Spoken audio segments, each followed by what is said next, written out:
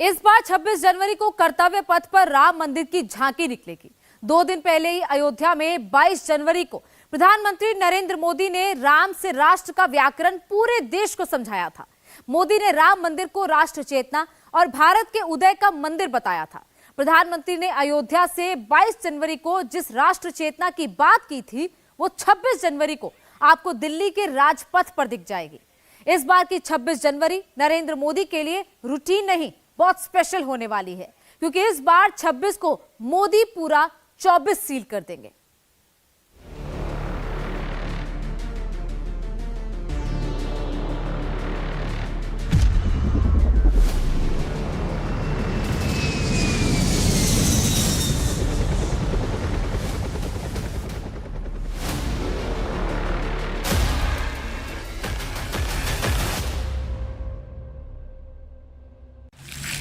क्या नरेंद्र मोदी ने 2024 के चुनावों से पहले ही विरोधियों की परेड निकाल दी है?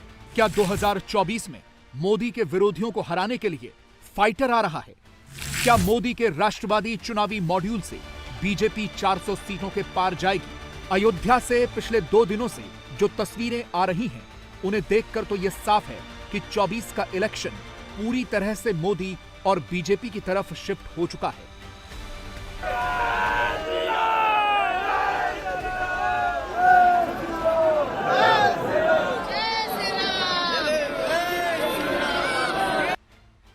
अब इसमें कोई शक नहीं रह गया है कि नरेंद्र मोदी तीसरी बार भी प्रधानमंत्री बनने जा रहे हैं। तीसरी बार भी बीजेपी की पूर्ण बहुमत की सरकार बनती साफ साफ दिख रही है। लेकिन मोदी का टारगेट 400 सीटों का है, और ये 400 सीटें आएंगी कैसे? ये साफ है कि राम मंदिर ने बीजेपी की 325 से 350 सीटें तक पक्की कर दी हैं। लेकिन 400 सीटों के लिए अभी राष्ट्रवाद का मॉड्यूल बाकी है। अगर मोदी ने अगले 2 महीनों में राष्ट्रवाद के दर्शन करवा दिए तो 400 सीटें आने से कोई नहीं रोक पाएगा। यह कैसे होगा, इसकी झलक मिलनी शुरू हो गई है। 75वें गणतंत्र दिवस की परेड में बस 2 दिन बाकी हैं, और उससे पहले ही कर्तव्य पथ पर नई राष्ट्रशक्ति के दर्शन हो रहे हैं। और इस बार की परेड में सबसे ज्यादा खास होने जा रही है नारी शक्ति। परेड में पहली बार भारत की नारी शक्ति पूरे कर्तव्य पथ पर छाई रहेगी। गणतंत्र दिवस परेड में 80% महिलाएं होंगी। ऐसा पहली बार है जब बड़ी संख्या में ऑल विमेन दस्ते मार्च करेंगे।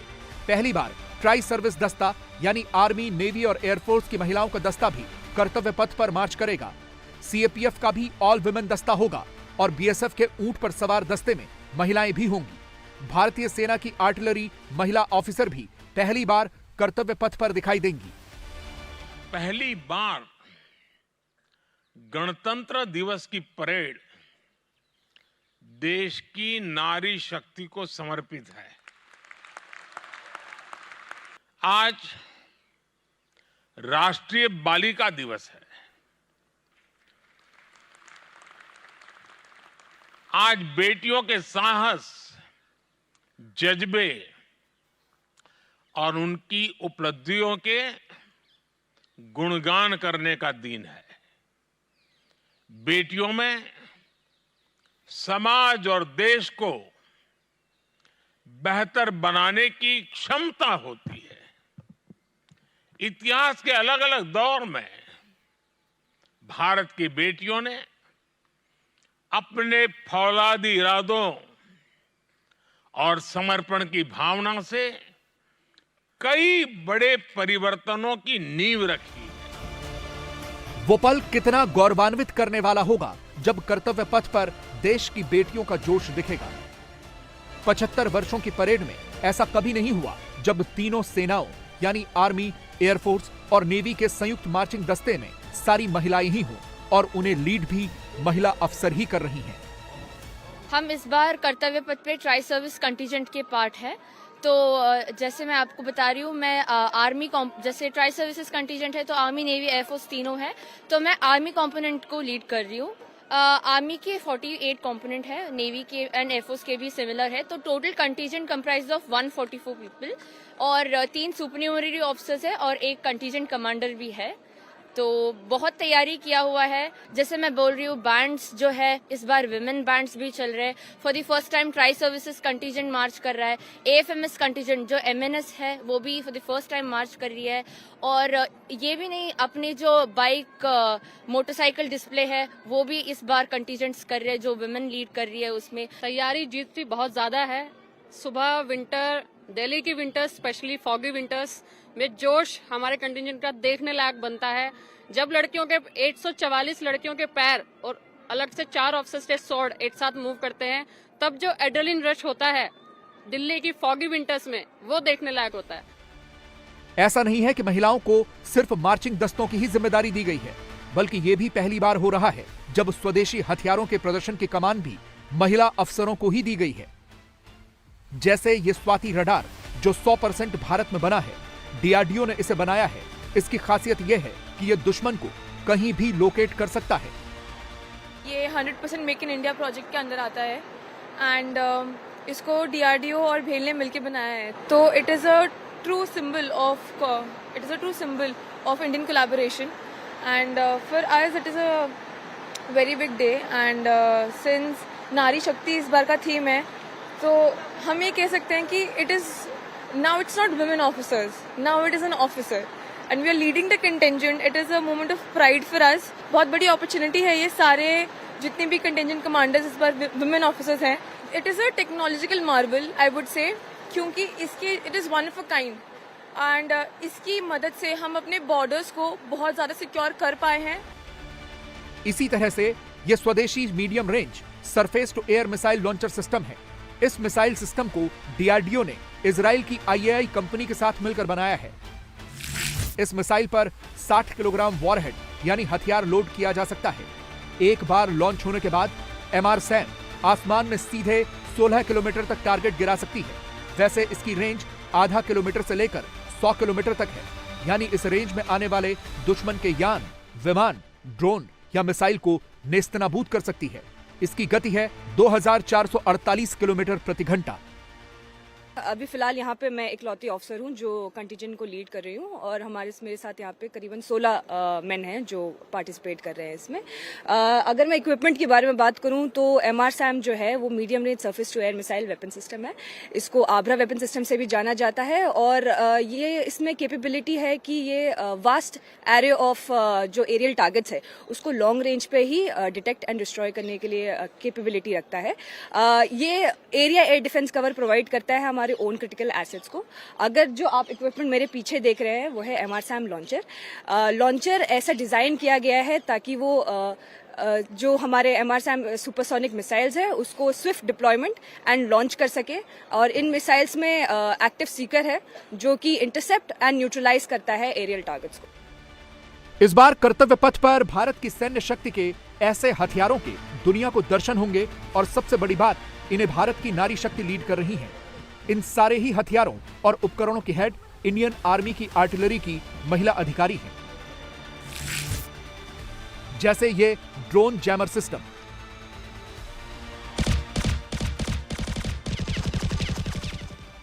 अब आधुनिक युद्ध जब भी होगा उसमें ड्रोन अटैक का सबसे ज्यादा खतरा होगा। रूस और यूक्रेन के युद्ध में ड्रोन से ही ज्यादातर हमले हो रहे हैं। इसीलिए भारत में ड्रोन अटैक को रोकने के लिए यह सिस्टम बनाया गया है, जिसे इस बार की गणतंत्र दिवस परेड में शामिल किया गया है और इसे भी महिला अफसर ही लीड कर रही हैं। मैं कंटिजेंट कमांडर हूँ इस ड्रोन जैमर सिस्टम की, जो कि कोर ऑफ सिग्नल में आया हुआ एक नया इक्विपमेंट है कि आजकल की युद्ध भूमि में जो हमले की प्रक्रिया है वो चेंज हो चुकी है and it is now evolving to drone technology, तो which is exponential threat, it is emerging. तो उसी को एड्रेस करने के लिए to counter that it is a counter measure system जो कि इंडिया ने being align to national security अपने EW आर्सेनल में इंक्लूड किया है और जिससे कि जैसा आपने बताया 2 स्टेप में काम करता है। सबसे पहले ये आइडेंटिफाई करता है, डिटेक्ट करता है ड्रोन को, उसके बाद उसको जैम करके and then it is shut down, उसका कम्युनिकेशन बंद करके और उसकी नेविगेशन कैपेबिलिटीज को खत्म करके।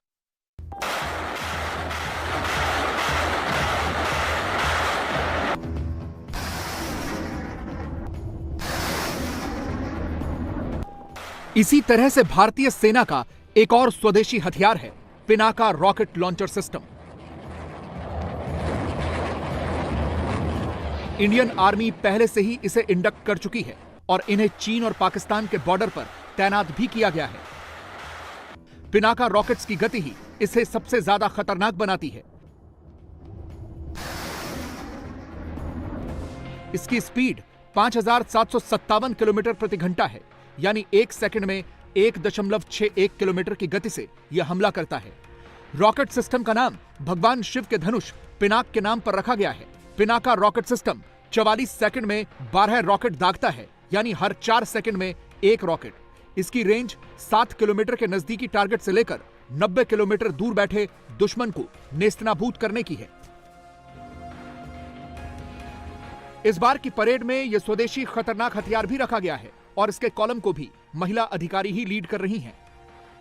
I am lieutenant Priyanka Sevda, मैं रेजिमेंट ऑफ आर्टिलरी की ऑफिसर हूँ और यहाँ पे इस साल राजपथ पे मैं Pinaka system, Pinaka MBRL system को लीड कर रही हूँ। एक बार NCC की तरफ से भी मैं राजपथ पे आई हूँ और अब एज अ ऑफिसर यहाँ पे पिनाका सिस्टम के साथ आना ये मेरे लिए बहुत बड़ी बात है, बहुत गर्व की बात है।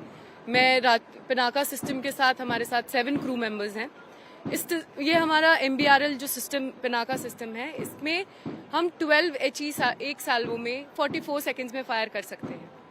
इसका अप्रॉक्सीमेट रेंज 48 किलोमीटर्स और इसका guided extended range approximately 75 kilometres तक का है। देश के दुश्मनों को इस बार कर्तव्य पथ पर भारतीय सेना के एक और खतरनाक हथियार T-90 भीष्म टैंक के भी दर्शन होंगे।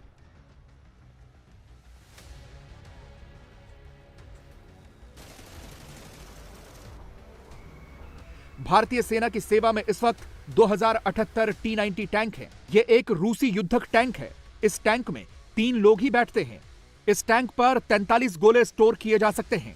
यह 60 किलोमीटर प्रति घंटा की गति से चल सकता है। इसकी ऑपरेशनल रेंज 550 किलोमीटर है। इसकी खासियत यह है कि यह 5 मीटर पानी के नीचे से भी निकल सकता है। भारत का सबसे शक्तिशाली टैंक यही है और इसकी खासियत की बात अगर मैं करूं तो इसमें 125 mm की मेन गन है जो लगभग 5,000 मीटर तक हमें टारगेट को इंगेज करने में मदद करती है। इसमें एक एंटी एयरक्राफ्ट गन है और उसमें एक मशीन गन है जो हमें इन्फेंट्री टारगेट्स को इंगेज करने में मदद करती है। इसमें नाइट कैपेबिलिटी है जो लगभग 4 से 5 किलोमीटर तक हमें थर्मल साइट से बता सकता है कि हमारा अप्रोचिंग टारगेट कहाँ पे होगा। और पानी के नीचे ये डीप फोर्डिंग में काम करता है, तो 5 मीटर तक ये किसी भी तालाब या नदी के नीचे से निकल सकता है। इस बार कर्तव्य पथ पर पूरे देश को इंडियन आर्मी के नए आर्मर्ड व्हीकल्स भी दिखेंगे। इनकी खासियत यह है कि ये बुलेट प्रूफ हैं। इन पर गोलियों का असर नहीं होता और इन पर एंटी टैंक गाइडेड मिसाइल भी लगाई जा सकती हैं। इसी तरह से यह भी एक नया खास तरह का वाहन है जो किसी भी टेरेन में चल सकता है, चाहे पानी हो, रेगिस्तान हो, कीचड़ या पहाड़ हो, यह कहीं पर भी चल सकता है और इसमें आराम से 10 जवान बैठकर जा सकते हैं। खास बात यह है कि ये सारे ही हथियार, उपकरण और वाहन पूरी तरह से स्वदेशी हैं। जो आत्मनिर्भरता है उसकी ओर एक और कदम, तो all terrain vehicles, specialist vehicles, protected vehicles जो कि हमारे इन्फेंट्री के दस्तों का जो एफिकेसी है, जो ऑपरेशनल एफिकेसी उसको बढ़ाते हैं, चाहे वो कन्वेंशनल ऑपरेशंस के लिए हो या फिर सब कन्वेंशनल ऑपरेशंस के लिए हो। MRSAM है जो medium range surface to air missile, वो भी इस बार कर्तव्य पथ के ऊपर रोल किया करेगा, उसको भी आप देखेंगे। इस बार परेड में पहली बार आर्मी की महिला नर्सिंग स्टाफ का कंटिंजेंट भी शामिल है।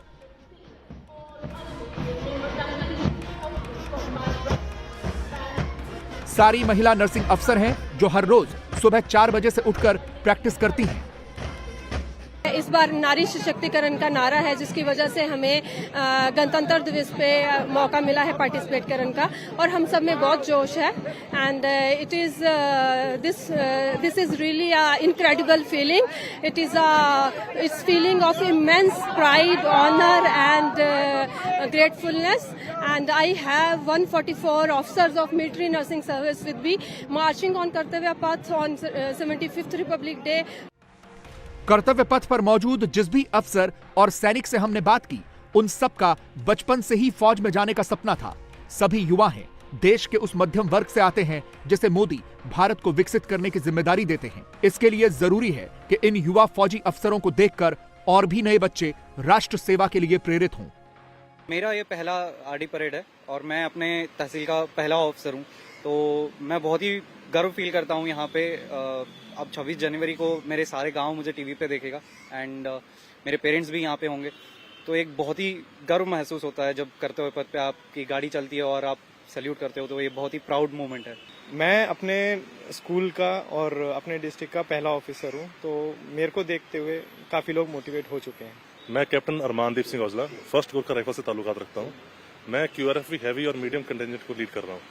तो बचपन से मेरे फादर भी जो है BSF में है और मेरे ग्रैंडफादर फौज में थे, तो बचपन से ही फौज को देखा है, BSF को देखा है, लेकिन पहली बार फौज परिवार में से मौका मिला है कि कर्तव्य पथ पे अपनी कंटिजेंट को लीड करने का, तो काफी गौरवान्वित महसूस करता हूँ।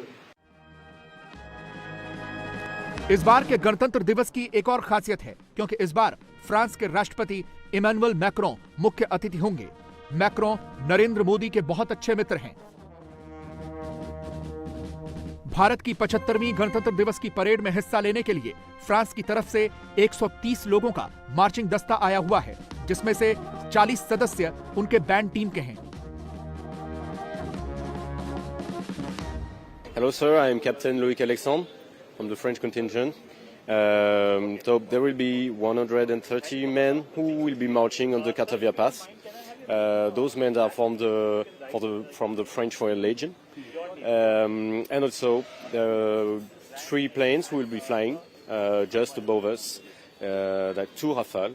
कितने मेंबर्स आपकी आर्मी के इसमें पार्टिसिपेट? सर इसमें 130 लोग हैं टोटल, 130 एंड 95 फ्रॉम हमारे रेजिमेंट से, and the group, the rest of the group is from the band of the Legionary Transit, sir. इसके अलावा इस बार की रिपब्लिक डे परेड इसलिए भी खास है क्योंकि एयरफोर्स का विशेष शक्ति प्रदर्शन होगा। गणतंत्र दिवस के फ्लाई पास्ट में एयरफोर्स के कुल 46 एयरक्राफ्ट हिस्सा लेंगे, जिनमें 29 फाइटर एयरक्राफ्ट, 7 ट्रांसपोर्ट, 9 हेलीकॉप्टर और 1 हेरिटेज एयरक्राफ्ट हिस्सा लेगा। जय हिंद, मेरा नाम स्कॉलर शुभम भंडारी है।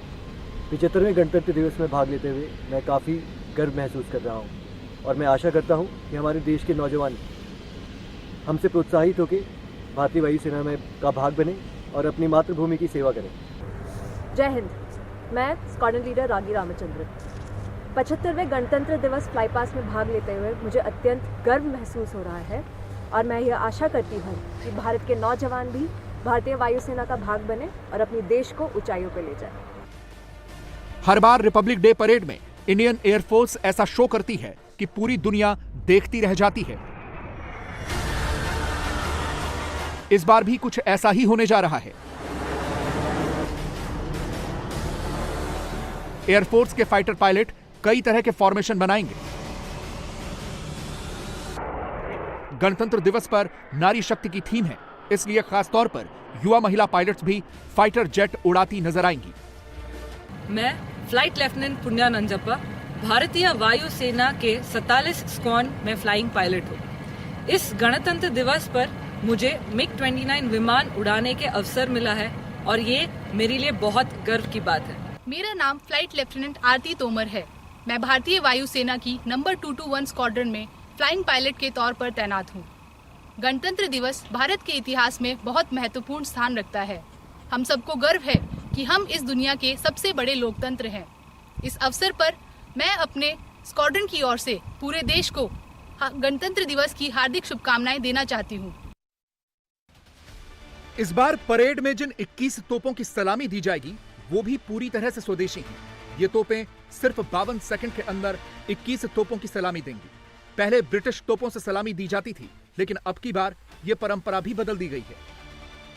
ये दूसरी बार 105 mm इंडियन फील्ड गन के जरिए ये फायर किया जा रहा है। देश में ही तैयार आत्मनिर्भरता का प्रतीक, जिसका रेंज करीबन 17.5 किलोमीटर का है। हम आपको बता दें कि सुप्रीम कमांडर का ध्वजारोहण, प्रेसिडेंट का ध्वजारोहण, साथ में प्रेसिडेंट बॉडीगार्ड का सैल्यूट और 21 तोपों की सलामी की शुरुआत एक साथ होती है। कुल मिला के 52 सेकंड के अंदर इसे फायर किया जाता है। हर एक गन 2.4 सेकंड के अंदर ये फायर करता है। कुल मिला के 21 राउंड है। यहाँ पे 7 गन्स लगाई गई हैं और एक सब्स्टिट्यूट के तौर पर गन है। और ये वो समय है जब देश की आत्मनिर्भरता का प्रतीक और कर्तव्य पथ पर नारी शक्ति एक साथ दिखाई देगी। जैसे कि 52 सेकंड के अंदर हमें 21 तोपों की सलामी देनी होती है। थोड़ा टाइम क्रिटिकल होता है। उसके अलावा काफ़ी एक्यूरेटली और प्रिसीशन के साथ हमें ये फायर करना होता है। इसी कारणवश आप देखेंगे कि हमने इनको, अपने जवानों को काफ़ी प्रशिक्षण की ज़रूरत होती है। लास्ट 3 महीनों से हम इस गन के ऊपर प्रशिक्षण कर रहे हैं एंड तालमेल बिठाने की कोशिश कर रहे हैं। तालमेल की वजह से और सही प्रशिक्षण की वजह से हम ये कार्य पूरा कर पाते हैं। कुल मिलाकर ऐसा लगता है कि अब देश का माहौल पूरी तरह से राष्ट्रवादी होने वाला है। प्रधानमंत्री मोदी अभी से राष्ट्रवाद के मोड में उतर आए हैं।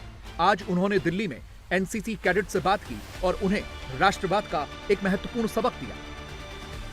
अमृतकाल की इस यात्रा में आप मेरी एक बात हमेशा याद रखिएगा कि जो करना है वो देश के लिए करना है।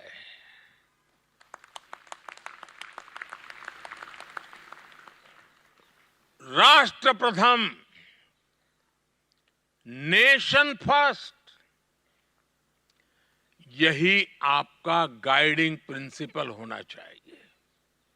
आप जो भी करें पहले ये सोचें कि इससे देश का क्या फायदा होगा। दूसरा ये कि अपने जीवन में कभी भी विफलता से परेशान नहीं होना है। प्रधानमंत्री नरेंद्र मोदी की यही खासियत है कि वो समाज के हर वर्ग से बहुत आसानी से कनेक्ट कर लेते हैं। आज भी प्रधानमंत्री ने यही किया। उन्हें यह भी बता दिया कि सपने देखते रहिए, हो सकता है एक दिन वो प्रधानमंत्री भी बन जाएं, क्योंकि प्रधानमंत्री नरेंद्र मोदी भी कभी एनसीसी का हिस्सा हुआ करते थे। मोदी मानते हैं कि वहीं से उन्हें देशभक्ति और अनुशासन मिला है।